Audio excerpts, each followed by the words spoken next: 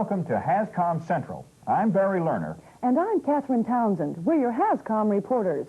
With today's HazCom report number 3, which we call Controlling Hazards, Labels MSDS Training. First, why all the sudden concern about hazardous chemicals?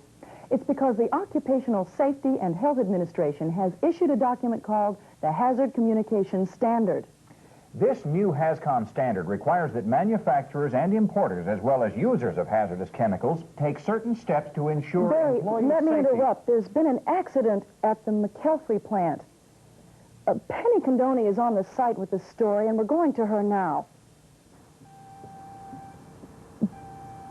Penny? Catherine, can you hear me? Yes, Penny, go ahead. What's happening? Well, it's an emergency situation here at McKelfrey Manufacturing Plant on Victor Road. There's been a sizable spill of a hazardous substance, and the area has been blocked off. There's even talk of evacuating the area. Hold it. Chief, this is for the HazCom report. Can you tell us what's going on? Yeah, we got a bad spill here of acetate nitro, and we're trying to contain it right now. Just one more question. Is there any danger to the surrounding area? Not if the wind doesn't shift and it doesn't catch fire. But what if it does? Doesn't what? Catch fire. What if it does catch fire? Well, it can cause a poisonous gas in the area, and we're trying to stop that. Would that call for an evacuation? It sure could for maybe a radius of a half a mile or more, and we're trying to prevent that too. Look, I got to go. Thank you, Chief. Penny, do you know what caused the spill? Is anybody hurt? Well, that's only rumor at this. Wait, this is the safety superintendent. Sir, this is for the HazCom report. Can you tell us what's going on? Yes, it was a mistake on the part of an employee. He didn't realize the tank contained acetonitrile, and I'm afraid he didn't know anything about the substance. Was he hurt? Yes, only minor chemical burns, as far as I could tell. They took him to medical. You'll have to excuse me now. Thank you, sir. Well, that's the story at this point. I'll stand by to report progress in containing the spill and preventing further problems. But that's it for now. Back to you, Catherine. We'll keep in touch with that situation as we continue with this now timely HazCom report on controlling hazards. It's situations like this, the emergency going on right now at the McKelfrey plant, that OSHA had in mind when it formulated the Hazard Communication Standard. Let's get back to it now, Catherine. All right, Barry. The HazCom Standard is a 5-step program which strives to assure the informing and training of employees of companies in 20 basic industries about any and all hazardous materials they may be working with or around. The 5 steps are capsulized here. Steps to determine the hazard, to commit the program to writing, to label containers, to maintain material safety data sheets, and to inform and train employees to work safely around hazardous chemicals. In this report, we are going to concentrate on the last 3 steps of the standard. Step 3 of the 5 steps is labels and other warnings. Judd Lindsay has compiled this video report. A label by HazCom standards can be anything that communicates the required information.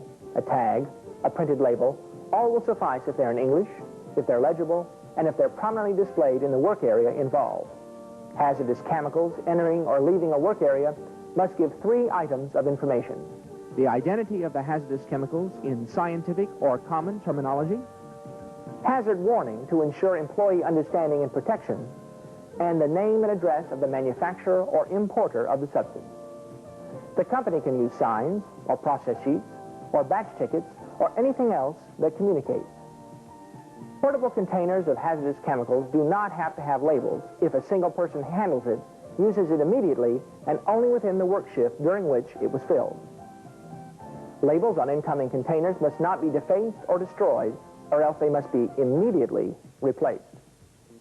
If existing labels, such as well-known Department of Transportation labels, do the job, they don't have to be replaced. Normally, pipelines carrying hazardous chemicals within the plant do not have to be labeled. Labels are normally affixed by the manufacturer or importer or distributor. They don't give full information, but they certainly alert you to danger. And that's the report on the labeling requirements, Catherine. Good, Judd. I wonder why they don't adopt a standard label. Well, the way I understand it, Catherine, many labels currently meet the HazCom standard, and it would be pointless to change these labels. In fact, a change would do more harm than good. Now we come to step 4 in the 5-step requirement of the HazCom standard, material safety data sheets. These MSDS contain a variety of essential information about specific hazardous substances. And there's got to be an MSDS for each and every chemical or chemical mixture. Bill Worsham has a report on this vital element of the HAZCOM standard. Bill? I'm here with Ben Hardesty, an industrial hygienist, who's going to help us understand what MSDS are all about. Ben, who's responsible for originating MSDS? Manufacturers and importers of hazardous chemicals are responsible for forwarding these material safety data sheets on each hazardous chemical that they ship at the time of shipment. But the end user also has a responsibility to obtain the MSDS on any hazardous chemical coming into the plant. What kind of information must be on the MSDS, Ben? Well, there's a lot, Bill. 9 separate sections of information on a detailed form, and no blank spaces are permitted. Now, I have a blow-up here of a typical MSDS. Front and back, on a fictional product called Zapathon. Now, you can see the name of the product in the upper right-hand corner of the face of the sheet. Now, the name is made up, but the properties are very typical. Can we take this section by section? Sure, if you like. In Section 1, that's for the chemical name and the manufacturer, as you see, and you list the name and address of the manufacturer here. And then, over here, there's an emergency phone number if there's any problem. Also in Section 1, you list the trade name of the product, which is a corrosion inhibitor, and just below, the chemical family it belongs to. In this case, phenolic resin. Now, this is also a blend of materials, and you say so here. That is Section 1. Section 2 is called hazardous ingredients, meaning of the mixture or blend? Right. And in this section, you note the components, and then any new information that's been uncovered pertaining to the threshold limit value, for example, or any new tests or experiments that have been conducted on any of the components. They seem to be talking about some experiments with rats in this particular MSDS. Well, that's the sort of information that the MSDS is designed to communicate. Mr. Hardesty, this is Barry Lerner. In Section 2, you have Stoddard solvent listed and then some numbers. What does that mean? Barry, Stoddard solvent is one component of this particular product. The number 12 in the percentage column means that Stoddard solvent makes up approximately 12% of the product. The number in the TLV column, 100, stands for 100 parts per million, which is the safe exposure limit for an average person day in and day out. Now, in Section 3... On physical data? Yes. In this section, you deal with the typical physical data pertaining to the product. Its appearance, a clear liquid. Its odor, typical of a hydrocarbon solvent. Boiling point, specific gravity, and other pertinent data that identify some basic properties of the compound. You need to know the properties of these chemicals so that you can handle and store them safely, and to be able to deal with any emergency involving it, such as fire or explosion. Speaking of fire, what's the meaning of the term flash point in Section 4? Flash point tells you the temperature at which a substance releases enough vapors to ignite and burn. The flash point is the danger point, so to speak. Our fictitious substance Zapathon, you see, has a flash point of 115 degrees Fahrenheit. So when you read that on the MSDS, you know that when the temperature of Zapathon gets up around 115 degrees, you have a real fire hazard on your hands. Chemicals with a low flash point are, of course, the most flammable. Section 4 looks crucial. Fire and explosion hazard data, it says. Yes. In this section, you note the flash point of the substance, as well as how to go about extinguishing the fire if it ignites or it explodes. Section 5 is on the back of the page. Now, in Section 4, we talked about physical data. Section 5 talks about health hazard data. We've covered the difference in previous reports. Well, then you already know that when we speak of health hazards, we're talking about dangers to your health posed by exposure to the chemical. In Section 5 here, you'll note the TLV, 100 parts per million for the hazardous ingredient in the compound in this case. TLV, that's the average amount you can be exposed to without harm, isn't it? Right. You note both the acute or immediate effects of overexposure and the chronic effects which occur over a longer period. This section also specifies emergency and first aid procedures. Section 6 talks about reactivity data. What kind of reactivity are we talking about? Chemical reactivity. In this section, you note the stability or instability and the chemicals that are incompatible with the product. In Section 6, Mr. Hardesty, when it notes that a chemical is unstable or reactive, exactly what does that mean? A chemical is said to be unstable if it has a tendency to react with other chemicals or to decompose during normal handling or storage. These reactions can have undesirable after effects, such as pressure buildup or a rise in temperature, or even a release of toxic vapor or gas. So if the MSDS says that a chemical is unstable, you probably need to take special precautions with it. Section 7 looks to be a key element of the MSDS because it tells us what to do in case of a leak or spill of a hazardous chemical. Yes, the spill or leak procedures section deals in specifics too, you'll notice, and it covers proper waste disposal procedures for the chemical as well. And Section 8... On special protection information? Yes. Here you list the respiratory protection you need when handling the chemical, the ventilation required, the kind of gloves that you need, eye protection, that sort of thing. And finally, there's Section 9 on special precautions? Correct. Now, these apply when you are handling or storing the product. And finally, the MSDS is dated and signed by the person who reviewed the sheet. Well, it seems to say an awful lot in a small space. Yes, its purpose is to put all crucial information about the product at anyone's fingertips immediately. Because in an emergency, there's no time to hunt around for what you need to know. Mr. Hardesty, are MSDS for use only in emergencies? Well, sometimes I think that is the only time people do look at them. But they really should study these sheets before they begin to handle the chemical, so that they know what they're dealing with, and they can be that much more careful. Thank you, Ben Hardesty. And that's our coverage of the MSDS element in the new HAZCOM standard. Let's add this. MSDS must be constantly updated and available to OSHA and to employees and their representatives. And they must be readily at hand in every work area. Before we move on to the next step, Catherine, we have an update on the McElfrey situation, and we're going now to Penny Condoni on the scene.